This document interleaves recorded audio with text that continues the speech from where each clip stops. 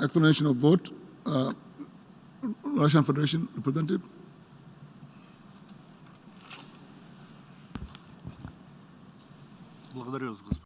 Thank you, President. Now, we must now vote on so-called country-specific resolutions.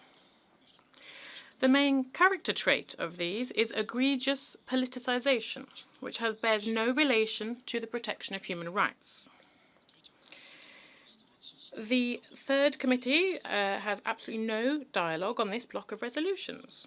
From year to year, confrontation is growing.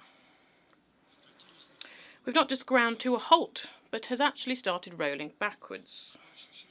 We get the impression that the sponsors of the resolution are deliberately trying to jeopardize constructive and mutually respectful cooperation on a whole host of issues on the human rights agenda.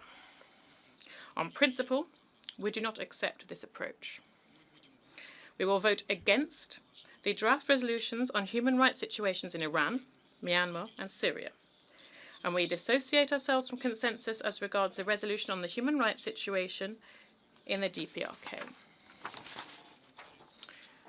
The draft resolution on Crimea merits separate comment. I won't repeat my statement that I made at the third committee, but I will just provide you with the highlights.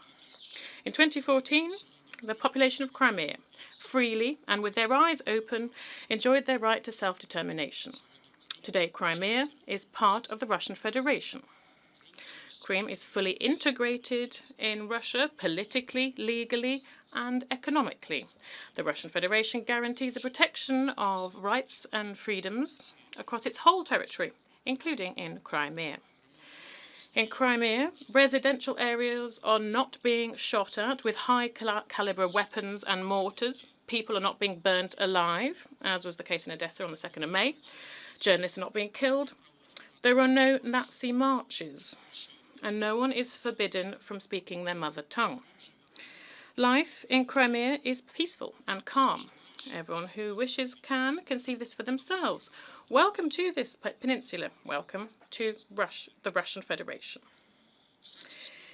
Indeed, in addition to the air and sea and road transport connections across the Crimean Bridge, soon we'll be opening a railway passenger connection. Don't believe the militaristic rhetoric of some Ukrainian representatives and the terminological scaremongering of the resolution. Friendliness and understanding, this is what we need now in our dialogue with the good people of Ukraine, who have fallen victims of cynical geopolitical experiments. A vote for this resolution is a vote against Russia, against the Russian Federation, against the interests of Ukrainians, Russians, Crimean Tatars, representatives also of other nationalities who live in Crimea. It means against the interests of Ukraine itself. So I'd like to thank all the 126 states who, at the third committee, did not wish to put their voice behind this odious draft. Thank you very much. I thank the Russian Federation for his statement.